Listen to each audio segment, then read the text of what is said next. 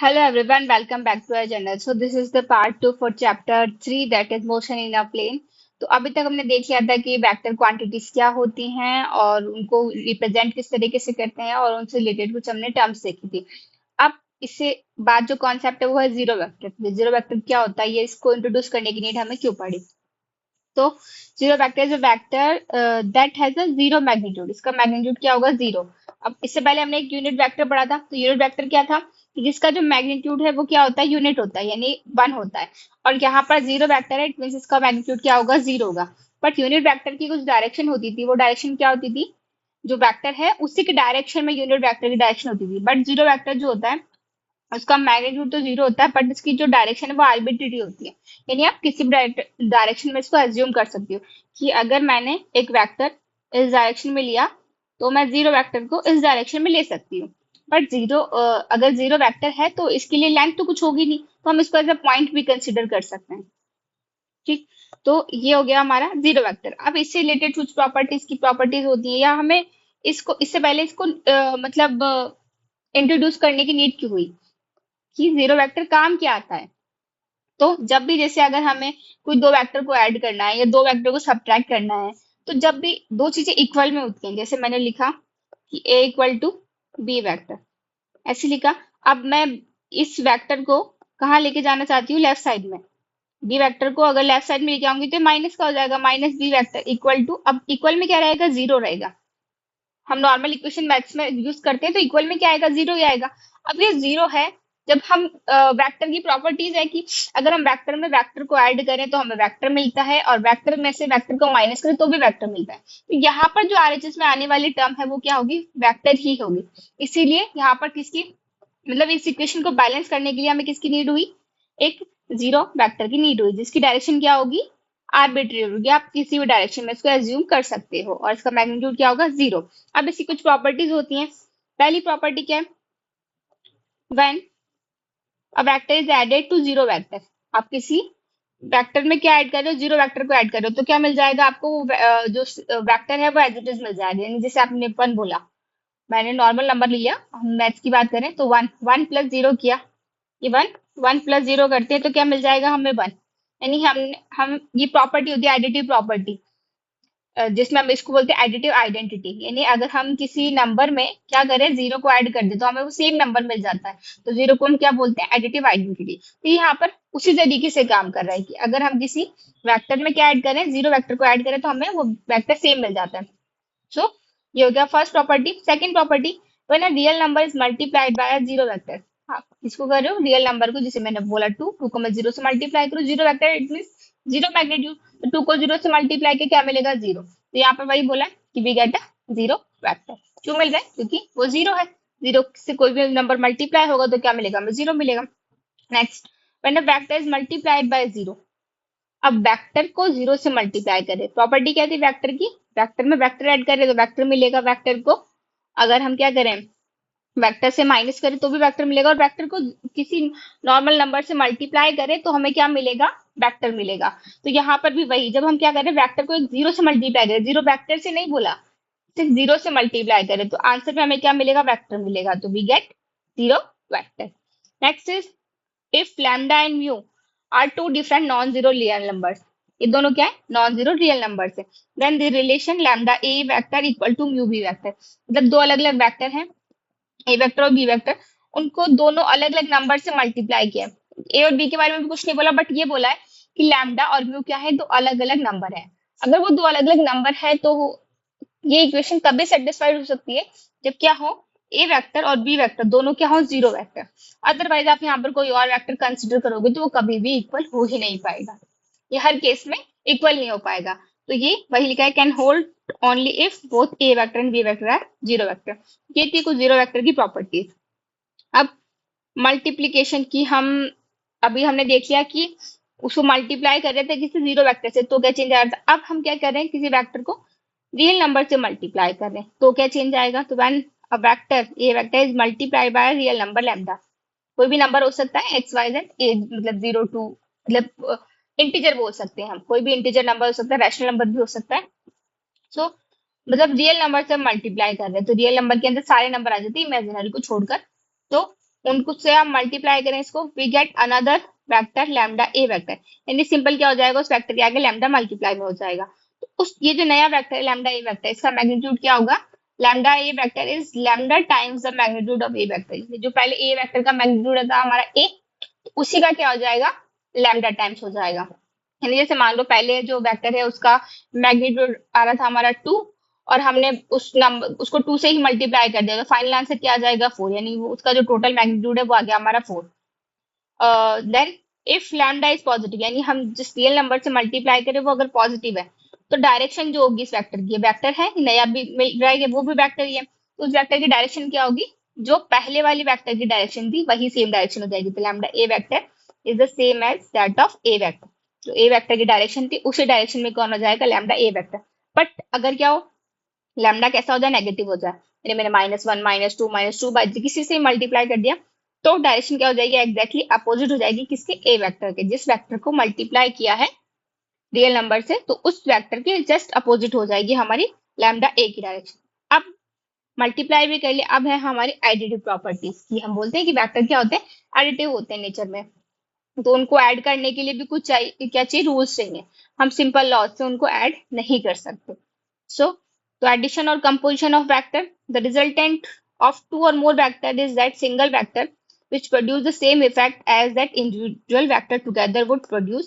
The process of adding two or more vectors is called composition of vectors. जब हम दो से ज्यादा वेक्टर्स को एक साथ ऐड कर दें उसे बोलेंगे कंपोजिशन ऑफ वेक्टर्स। तो इसमें होता क्या है, इसमें रिजल्टेंट जो शो करता है, अगर हमने 2 या 3 या 4 जितने भी वेक्टर का रिजल्टेंट निकाला है, तो वो जो 3 या 4 वेक्टर है वो जिस तरीके से भी अपना इफेक्ट शो कर रहे हैं, उन सबका टोटल जो कंबाइंड रिजल्टेंट होगा वही रिजल्टेंट क्या करेगा, सिंगल वेक्टर उसको शो करेगा। तो यहाँ पर वही लिखा है, तो रिजल्टेंट ऑफ टू और more vector is that single vector, उन सबका इफेक्टर ये जो इफेक्ट है ये सिंगल वेक्टर दे देगा हमें, तो उसे बोलेंगे हम रिजल्टेंट। तो इसके लिए 3 लॉज हम बेसिकली काम में लेते हैं। पहला है triangle vector, triangle of vector addition for 2 vectors, ये सिर्फ 2 वेक्टर्स के लिए वैलिड है। फिर पैरेललोग्राम होता है, then polygon, polygon more than 2 vectors के लिए हम यूज करते हैं। पहला हमारा है triangle of vector addition. So if two vectors can be represented both in magnitude and direction, magnitude में भी और डायरेक्शन में, दोनों में, किसकी साइड को शो कर रहा है, ट्राइंगल की, by the side of a triangle taken in the same order, and then the resultant is represented completely both in direction and magnitude, दोनों होना चाहिए। ऐसा नहीं कि सिर्फ डायरेक्शन को शो कर रहा है या सिर्फ मैग्नीट्यूड को शो कर रहा है, वो नहीं, डायरेक्शन को भी शो करे और मैग्नीट्यूड को भी शो करे। तो उसकी जो ट्राइंगल की थर्ड साइड होगी उसे क्या करेंगे, हम अपोजिट ऑर्डर में कंसिडर कर लेंगे। जैसे यहाँ पर एक वेक्टर था ओ ओपी वेक्टर, या फिर ए वेक्टर बोल देंगे इसे, और ये ओबी वेक्टर।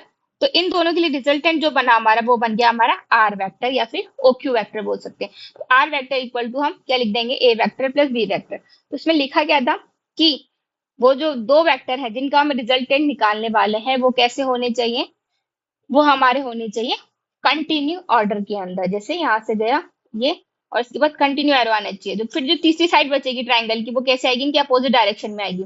इन दोनों का एरो ऐसे जा रहा था और इसका क्या हो गया, इनके अपोजिट आ गया एरो। तो वो तीसरी जो साइड है ट्राइंगल की वो क्या शो करेगी, हमारा वेक्टर के लिए, मतलब इन दोनों वेक्टर के लिए रिजल्टेंट को शो करेगी। Next is parallelogram. पैरेललोग्राम भी हमारा जो ये ट्राइंगल है इसके जैसे सिमिलर होता है।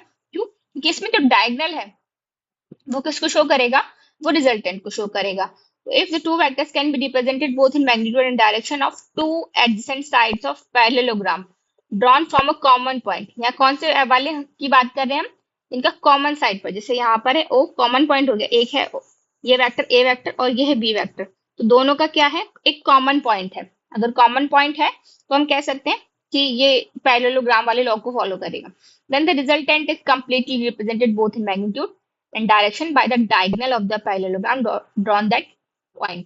तो जिस पॉइंट की बात करें हम कॉमन पॉइंट की, उसी से ही हम क्या ड्रॉ करेंगे, डायगोनल को ड्रॉ करेंगे। तो वही डायगोनल क्या शो करेगा हमें, इन दोनों वेक्टर्स के लिए रिजल्टेंट को शो करेगा।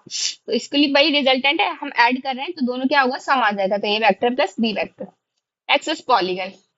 तो पॉलीगन ऑफ अ वेक्टर, तो जब हम क्या करें, अब 3 से ज्यादा, 2 3 2 से ज्यादा हो गए, 3 4 5 6, तो जब इन वेक्टर्स को ऐड करना है तो उसके लिए हम पॉलीगन का यूज करेंगे। तो if a number of vectors are represented both in magnitude direction by the side of an open polygon का मतलब जैसे 5 साइड है किसी पॉलीगन की, तो 5 में से 4 यहाँ शो हो रही है, या 6 साइड वाला है यानी हेक्सागन है, बट उसमें से यहाँ 5 ही शो हो रही है, तो वो क्या है, ओपन पॉलीगन, यानी एक साइड मिसिंग है। या फिर हम बोल सकते हैं कि 4 साइड है ऑलरेडी गिवन है, तो वो हम 5वीं साइड को उसका रिजल्टेंट शो कर सकते हैं। सो open polygon taken in same order, then the resultant is represented in both in magnitude and direction by closing side of the polygon taken in opposite order। हमेशा यहाँ पर ऑर्डर कैसे लेना है, हमें अपोजिट ही लेना है। जैसे यहाँ पर दे रखा है ए वेक्टर, ये था बी वेक्टर, ये था हमारा सी वेक्टर और ये था डी वेक्टर। अब यहाँ पर 4 ही वेक्टर दे रखे थे, तो ये है ओपन पॉलीगन, तो ओपन है तो नेक्स्ट किस साइड से क्लोज होगा, ये 5th साइड से क्लोज होगा ये। तो हमने यहाँ पर ये आगे ये कंटिन्यू में जा रहे थे यहाँ से ए वेक्टर, ये बी वेक्टर, ये सी वेक्टर, ये डी वेक्टर, और ये वाला आर वाला जो वेक्टर था ये अपोजिट में आएगा, ये बोला है कि अपोजिट में आएगा और किसको शो करेगा, इनके रिजल्टेंट को शो करेगा।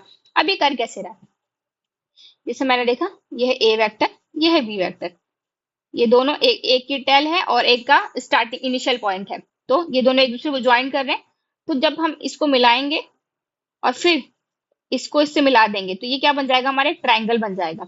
ये ट्राइंगल किसको शो करेगा, रिजल्टेंट को शो करेगा। तो ये रिजल्टेंट क्या बन जाएगा हमारा इसका, ये जो रिजल्टेंट है जैसे कि ये था और ये, इसका जो रिजल्टेंट बनेगा वो बन जाएगा हमारा ए वेक्टर प्लस बी वेक्टर। ए और बी क्यों बन रहा है, क्योंकि ये हमने ट्राइंगल लॉ में पढ़ा था, तो इसको लिख देंगे हम सिंपल ए वेक्टर प्लस बी वेक्टर।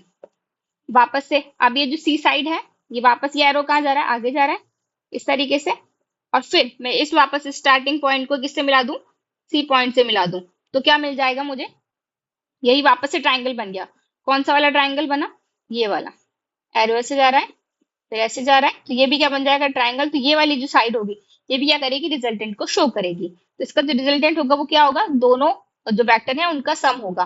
तो पहला वेक्टर सी वेक्टर है, दूसरा vector A vector plus B vector है, तो इसके लिए हम कॉमन लिख देंगे कि A vector plus B vector plus C vector, ये इनका रिजल्टेंट हो गया, तीनों जो दोनों वेक्टर्स थे उनका।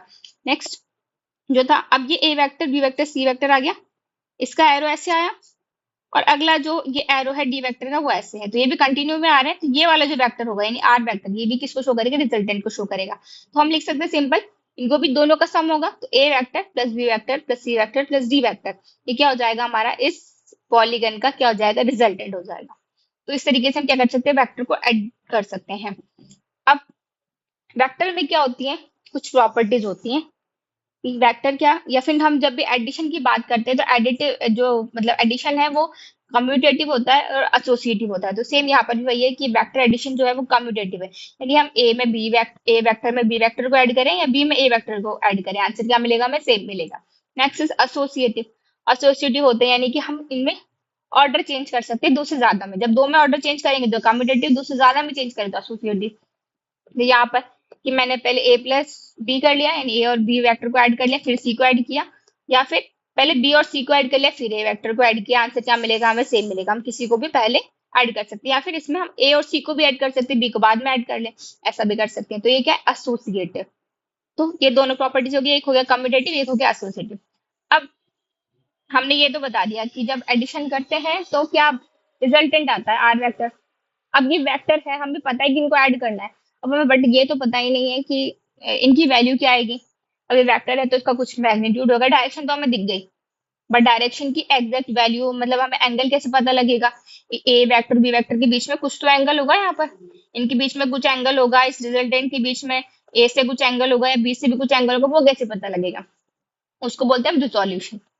यानी इनको हम क्या करेंगे, अब चेंज करने वाले हैं, इसको बोलते हैं एनालिटिकल मेथड भी बोलते हैं। यानी अब क्या करने वाले हैं, हम इन वेक्टर्स को डिसॉल्व करेंगे किसमें, रिजल्टेंट की फॉर्म में।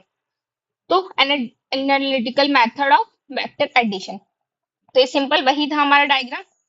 अब यहाँ पर हमने क्या मेंशन किया है कि ए वेक्टर और बी वेक्टर, ये है ए वेक्टर और बी वेक्टर, इनके बीच में एंगल कितना है, थीटा। मैं लिख देती हूँ, theta is the angle between A vector and B vector. तो इन दोनों के बीच में थीटा एंगल है। और बीटा जो है वो एंगल है किसके बीच में, ए और रिजल्टेंट के बीच में। तो beta is the angle between A vector and R vector. R vector क्या है हमारा, रिजल्टेंट वेक्टर है। तो अब हमें क्या करना है, इसके लिए हमें निकालना है मैग्नीट्यूड क्या होगा इस रिजल्टेंट का, और इसकी जो एंगल है वो क्या आएगा। तो अब मैग्नीट्यूड के लिए क्या करेंगे, हमने ये ड्रॉ किया और यहाँ से एक परपेंडिकुलर ड्रॉ किया क्योंकि ट्राइंगल था, या फिर हम कह सकते हैं कि अगर कोई भी ऑब्ट्यूज ट्राइंगल है, ये कैसा ट्राइंगल है हमारा, ये वाला जो ट्राइंगल बना हुआ ये ऑब्ट्यूज ट्राइंगल है। तो ऑब्ट्यूज ट्राइंगल के लिए जो हाइट है ट्राइंगल की वो हमेशा ट्राइंगल के बाहर लाई करती है। तो इस पॉइंट से, क्यू पॉइंट से हमने क्या किया, यहाँ पर परपेंडिकुलर ड्रॉ किया और इस पी को भी आगे ड्रॉ किया, तो ये 90 डिग्री यहाँ पर बनता है। और ये एंगल है किसके बीच में, ए वेक्टर और बी वेक्टर के बीच में, थीटा एंगल। ठीक, तो अब हमें क्या करना है, हम ट्राइंगल लिया कौन सा, क्यू एन पी। ठीक, क्यू एन पी हमने ट्राइंगल लिया, क्यू एन पी में क्यू पी एन जो है वो थीटा हो गया, ए और बी के बीच में एंगल। ओपी की वैल्यू हो गई हमारी ए क्या है यहाँ पर, सिंपल मैग्नीट्यूड लिया है हमने। पी क्यू क्या है, बी, और ओ क्यू क्या है, आर। तो ये सब क्या है, मैग्नीट्यूड है। देन अब इसी ट्राइंगल के अंदर साइन थीटा क्या होगा, साइन थीटा होगा परपेंडिकुलर अपॉन हाइपोटेनियस। तो परपेंडिकुलर हो गया हमारा क्यू एन और हाइपोटेनस हो गया पी क्यू। तो Q N upon P Q, तो क्यू एन की वैल्यू आ जाएगी यहाँ से पी क्यू साइन थीटा। तो क्यू एन की वैल्यू पी क्यू की जगह हम लिख देंगे, पी क्यू की जगह हम लिख देंगे बी, पी क्यू की जगह हम लिख देंगे बी। तो यहाँ आ जाएगा बी साइन थीटा, यह आ जाएगा हमारा बी साइन थीटा। तो क्यू एन की वैल्यू आएगी बी साइन थीटा। और ऐसे ही कॉस के लिए निकालेंगे, तो cos theta equal to P, यानी बेस अपॉन हाइपोटेनस। तो बेस हो गया हमारा पी एन और हाइपोटेनस हो गया क्यू पी या पी क्यू। तो पी एन की वैल्यू आ जाएगी यहाँ से पी क्यू कॉस थीटा। तो पी एन इक्वल्स टू आ गया बी कॉस थीटा। तो हमारे पास क्यू एन की वैल्यू आ गई, हमारे पास पी एन की वैल्यू आ गई है। अब इस ट्रायंगल के अंदर हम क्या लगाएंगे, पाइथागोरस थ्योरम लगाएंगे। तो उससे क्या निकल जाएगी, हमारे पास रिजल्टेंट की वैल्यू निकल जाएगी। क्योंकि अब इससे हम लगाते हैं, सो यूजिंग पाइथागोरस थ्योरम।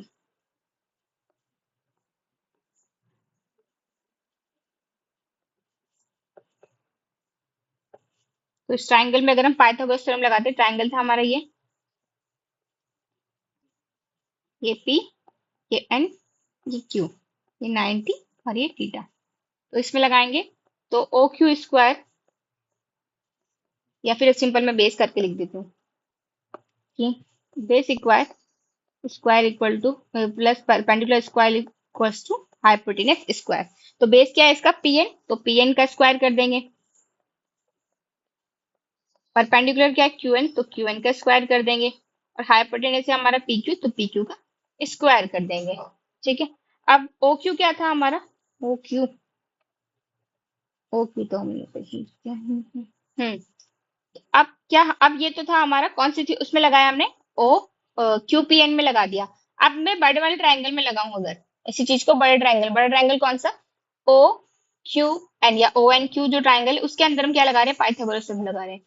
तो यूजिंग पाइथागोरस थ्योरम ट्रायंगल, तो ओ एन क्यू, इसके अंदर अगर हम लगाएं तो क्या आ जाएगा, O Q square equal to O N square plus Q N square. अब ये जो ओ एन है हमारा, कहाँ है ओ एन, ये, इस ओ एन को हम क्या लिख सकते हैं, ओपी, ये ओपी प्लस पी एन लिख सकते हैं। तो हम इस ओ क्यू को क्या लिख देंगे, ओपी, ये ओ एन को लिख देंगे OP plus P N. So तो ये हो जाएगा OP plus P N whole square और क्यू एन का होल स्क्वायर। अब सबकी वैल्यू रख देते हैं। ओ क्यू क्या था हमारा, ये रहा ओ क्यू, तो ये है ओ क्यू। तो ओ क्यू क्या है हमारा, रिजल्टेंट है, तो ये हो गया आर, इसकी वैल्यू तो हो गई आर, तो इसकी जगह लिख देंगे हम आर, ये हो गया आर स्क्वायर प्लस ओपी, ये इक्वल टू ओपी, ओपी की वैल्यू हो गई हमारी ए स्क्वायर, मतलब A plus P N, P N हो गया हमारा, पी एन की वैल्यू हमने अभी निकाली, P N equal to B cos theta, ये हो गया B cos theta square plus Q N क्या हो गया हमारा, बी साइन थीटा, ये बी साइन थीटा, ये था बी साइन थीटा हमारा, ये रहा Q N equal to B sine theta. तो इसको जगह पुट करेंगे, उसको सॉल्व करेंगे। तो आर स्क्वायर इक्वल टू, इधर होल स्क्वायर ओपन करेंगे हम, तो यहाँ आ जाएगा ए square plus B square cos square theta plus two A B cos theta plus B square sine square theta. अब ये जो दोनों टर्म है कौन सी, एक कॉस स्क्वायर वाली एक साइन स्क्वायर वाली, दोनों में से बी स्क्वायर कॉमन ले लेंगे तो ये बन जाएगा 1। R square equal to A square plus B square plus 2ab sine theta. हमें सिंपल साइन सिर्फ हमें आर की वैल्यू चाहिए, आर स्क्वायर की वैल्यू नहीं चाहिए, तो हम क्या कर देंगे स्क्वायर रूट ले लेंगे। तो आर जो हो गया हमारा रिजल्टेंट हो गया, उसकी वैल्यू क्या है हमारे पास में, A square plus B square plus 2ab cos theta not sine theta, it is cos theta.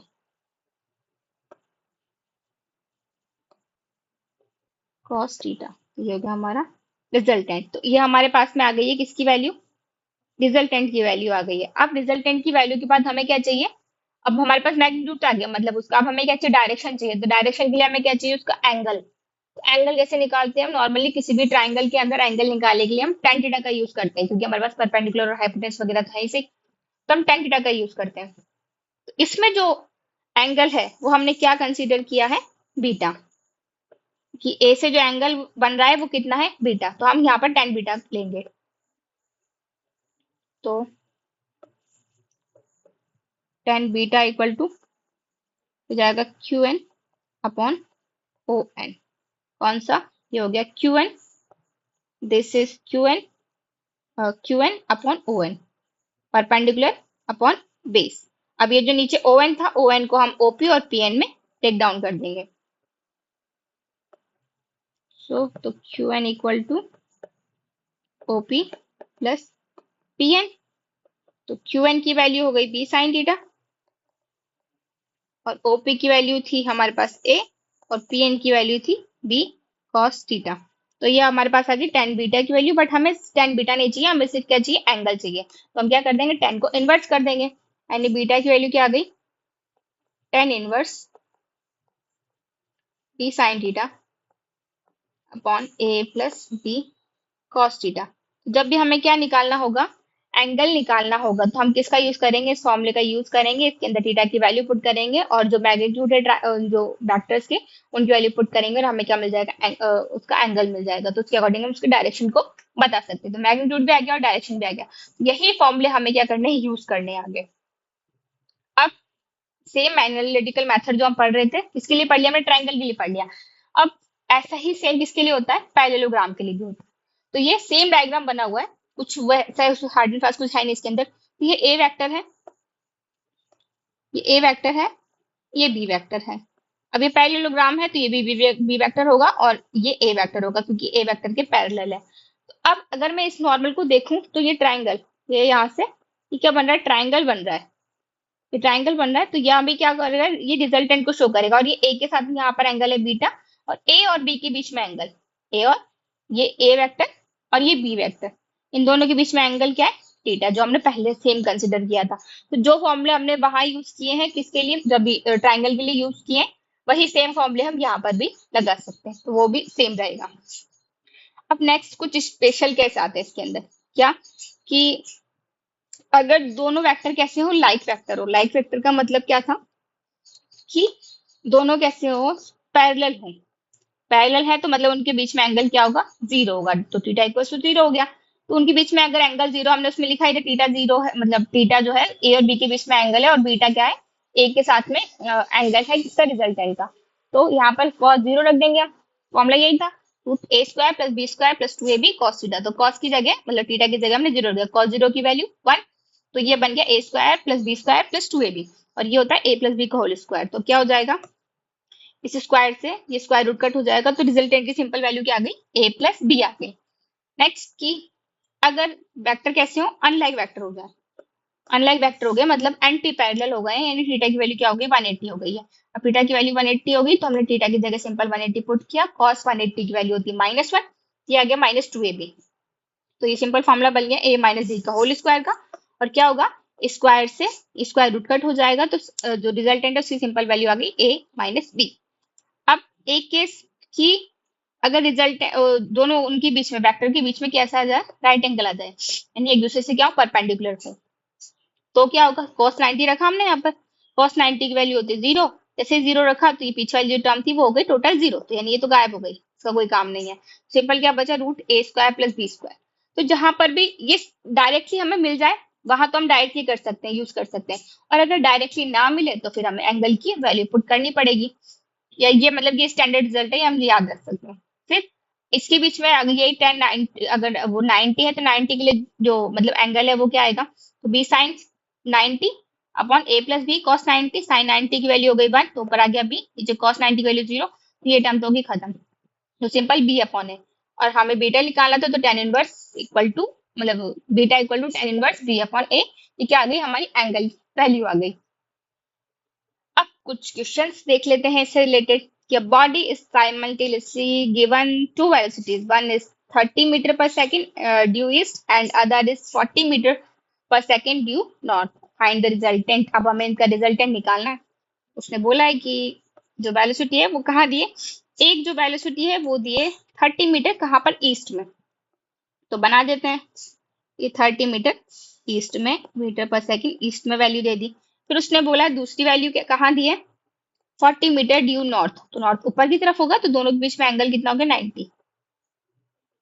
इधर दिए 40 मीटर पर सेकंड। तो उसने हमसे क्या पूछा है, रिजल्टेंट वेलोसिटी पूछी है। तो हमें पता है जब दोनों के बीच में 90 डिग्री एंगल हो, ये तो कौन सा हो गया, ईस्ट, और ये नॉर्थ। जब 90 डिग्री एंगल हो तो सिंपल फॉर्मूला होता है रिजल्टेंट के लिए, रूट में A square plus B square.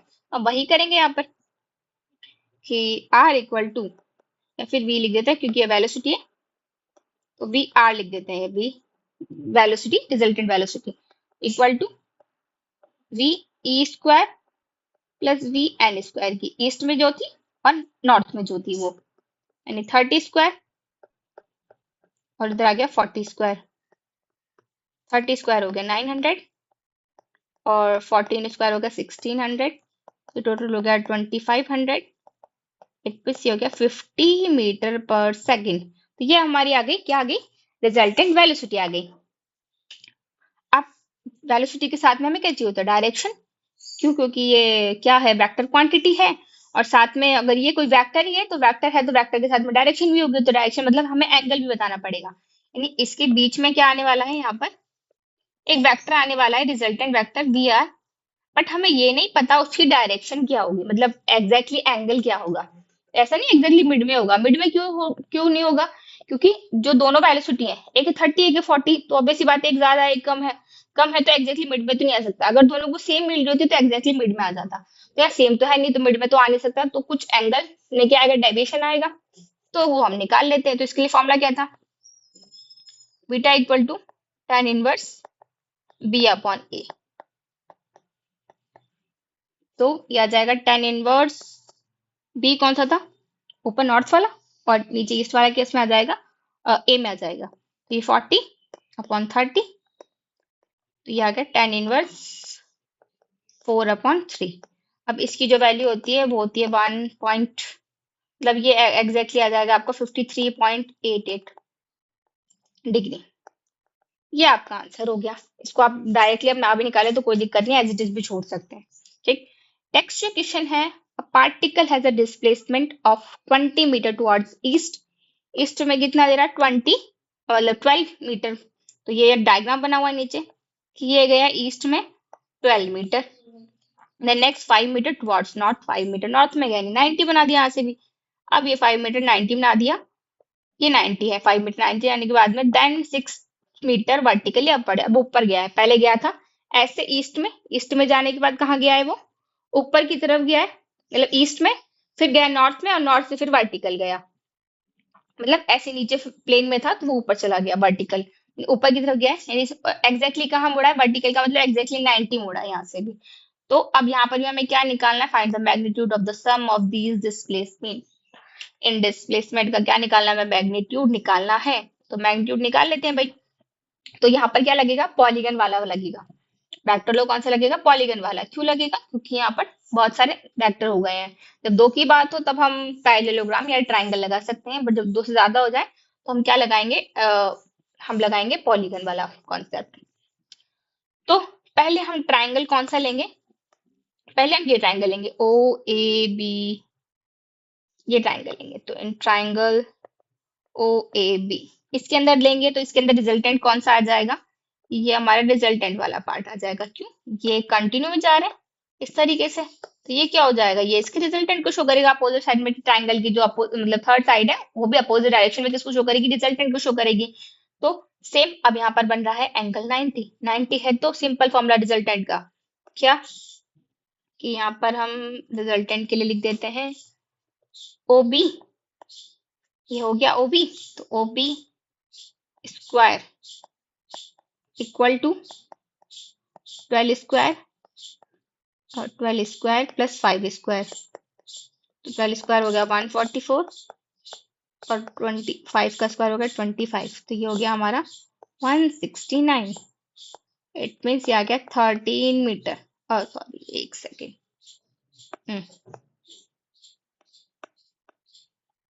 तो हम यहाँ पर डायरेक्ट लिख देते हैं, अभी स्क्वायर हटा देते हैं यहाँ से, तो यहाँ स्क्वायर लगाएं या क्या लगाएं, वो स्क्वायर रूट लगाएं, तो इधर आ जाएगा 169, तो ये आ गया 13 मीटर। 13 मीटर कौन सी आएगी, ओबी की वैल्यू आएगी, ओबी कौन सा वाला पार्ट, ये वाला पार्ट, ये वाला पार्ट अगर 13 आ गया है तो ये भी ट्राइंगल बन रहा है ऐसे, ये तो ये जो अपोजिट डायरेक्शन में, ये किसका शो करेगा, फाइनल रिजल्टेंट शो करेगा इस पूरे डिस्प्लेसमेंट का, कौन सा वेक्टर, ओसी वेक्टर, किसको शो करेगा, इस फाइनल डिस्प्लेसमेंट के रिजल्टेंट को शो करेगा। तो हम यहाँ निकालेंगे ओसी वेक्टर, किसमें, ट्राइंगल में,